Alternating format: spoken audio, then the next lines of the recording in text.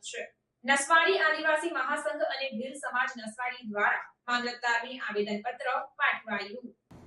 છોટાઉદેપુર જિલ્લાના નસવાડી ગામ ખાતે રહેતા દિલીપભાઈ જયંતિભાઈ ભીલ જેઓ ગ્રામ પંચાયતમાં ડ્રાઈવર તરીકે નોકરી કરતા હોય, જેમને એક ઇસમ સર્વેશભાઈ રસીદભાઈ મેમણ દ્વારા જાતિ વિષયક ગાળું બોલી અપશબ્દ બોલીને માર માર્યો હોય, જે આખી આદિવાસી સમાજની માનહાનિ થઈ હોય, જેથી આરોપીને કડક સજા કરવા અને જામીન પણ નામંજૂર થવા બાબતે છોટાઉદેપુરના નસવાડી ગામના રહીશો દ્વારા કલેક્ટરને લેખિત આવેદનપત્ર આપવામાં આવ્યું હતું, જેમાં ખૂબ મોટી સંખ્યામાં આદિવાસી સમાજના લોકો ઉપસ્થિત રહ્યા હતા। જય આદિવાસી મહાસંઘ અને ભીલ સમાજ નસવાડી દ્વારા કલેક્ટરને ઉદ્દેશીને નસવાડી ખાતે મામલતદાર કચેરીએ આવેદનપત્ર આપવામાં આવ્યું અને જણાવવામાં આવ્યું કે તેમના સમાજનો યુવાન દિલીપભાઈ ભીલ તારીખ 10ના રોજ નસવાડી ગ્રુપ ગ્રામ પંચાયતના વાહનોમાં ડ્રાઈવર તરીકે ફરજ બજાવે છે, જ્યારે ગ્રામ પંચાયતના તલાટી દ્વારા નસવાડી ગાયત્રી હોટલથી જીઈબી સુધીના વિસ્તારમાં સાફ સફાઈ તથા ગટર સફાઈનું કામ સોંપ્યું હતું અને મજૂરોને લઈ કામગીરી શરૂ કરી હતી।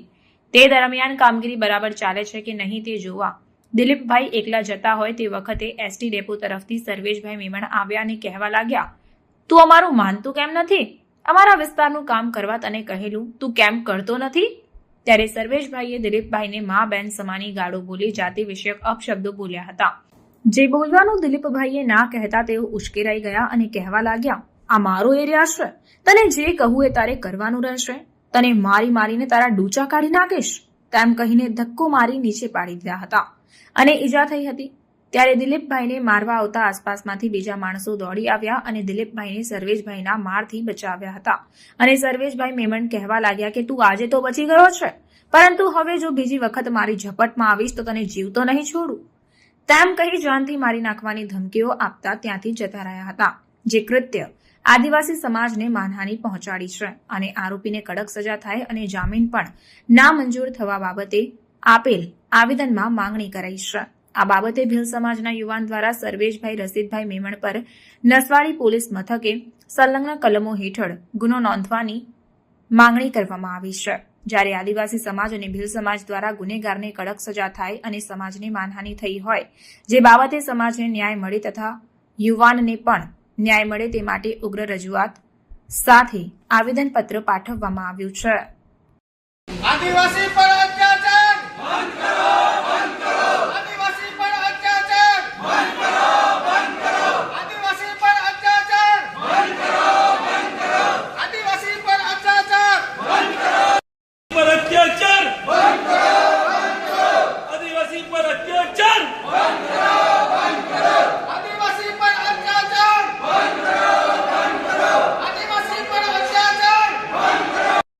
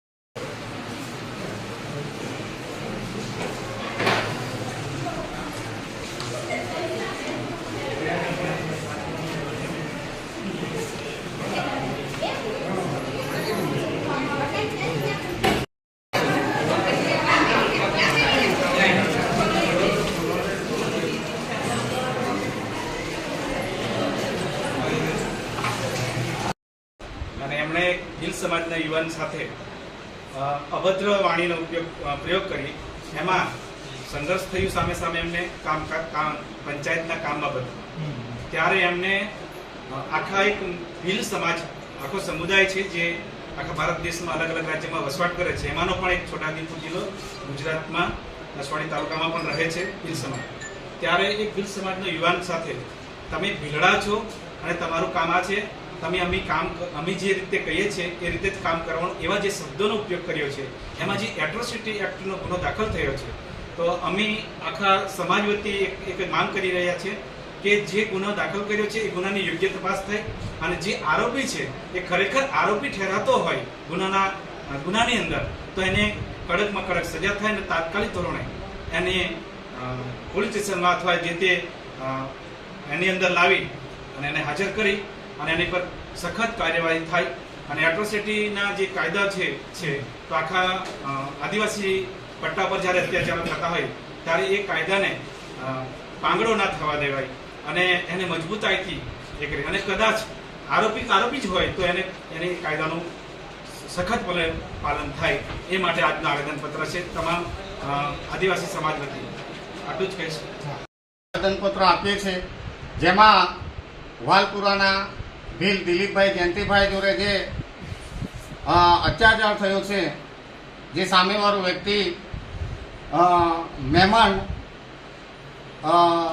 સર્વેશભાઈ રસીદભાઈ નામ છે, ખરેખર આ જે ફરિયાદી છે એ એની ફરજ પ્રમાણે તલાટી કમ મંત્રીએ સોંપેલી કામગીરી પ્રમાણે કામ કરતા હતા, છતાં પણ પેલા દાદાગીરીપૂર્વક જે મહેમાન વ્યક્તિ છે એ આ ભાઈને ભીલાઓ તમે મેં કેમ એમ કામ નથી કરતા, આવા અભદ્ર શબ્દોનું વર્તન કર્યું છે.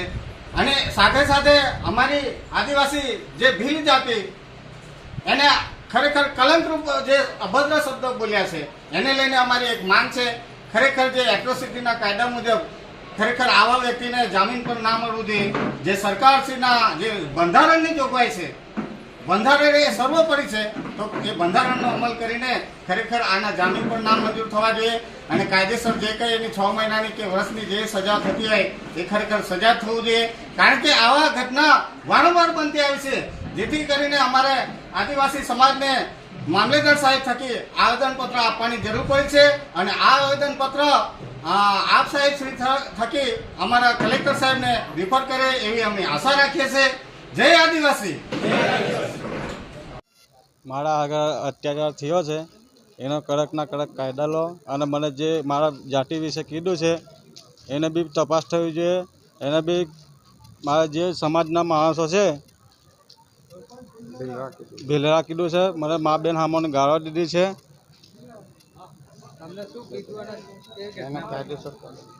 મને મા બેન સામે ગાળો દીધી છે. ભીલરા શું કરી લેવાના છે એવું કરીને મને કીધું છે, જે થાય તે કરી લેજો, આજનો મહિલો તો તને મેં મારી નાખી એવી રીતે બી ધમકી આપી ગયો છે. સર્વેશભાઈ રસિકભાઈ મહેમાન, દિલીપભાઈ જયંતિભાઈ ભીલ.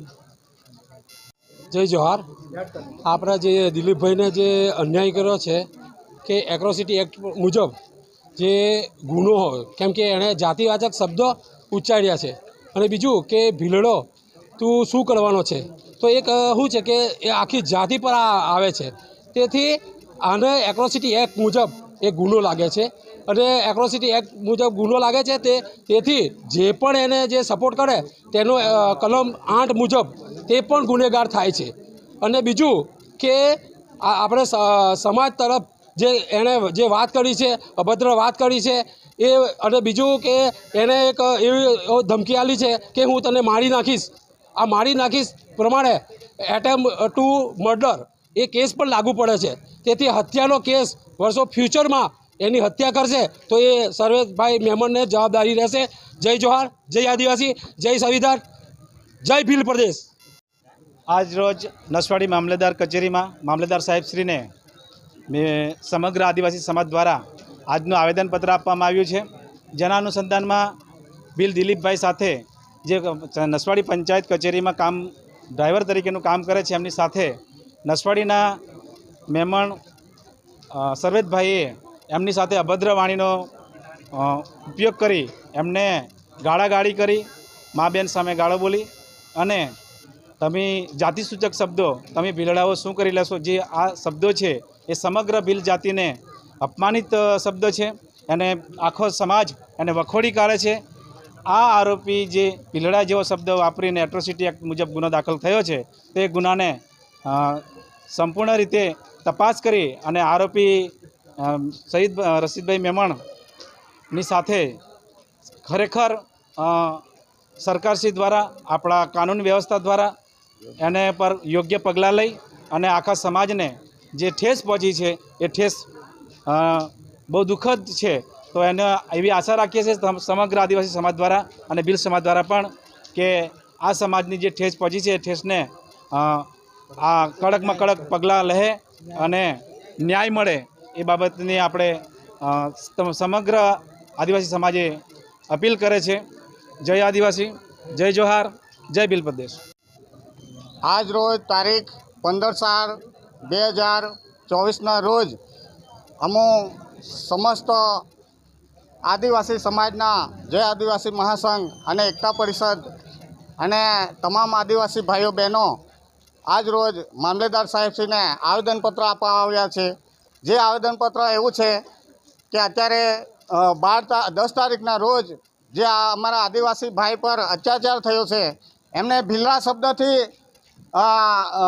તસ્કરવામાં આવ્યા છે. ખરેખર એ અમારી સમસ્ત આદિવાસીને લાંછનરૂપ છે અને આખી આદિવાસી સમાજને ઠેસ પહોંચે એવું કૃત્ય કર્યું છે.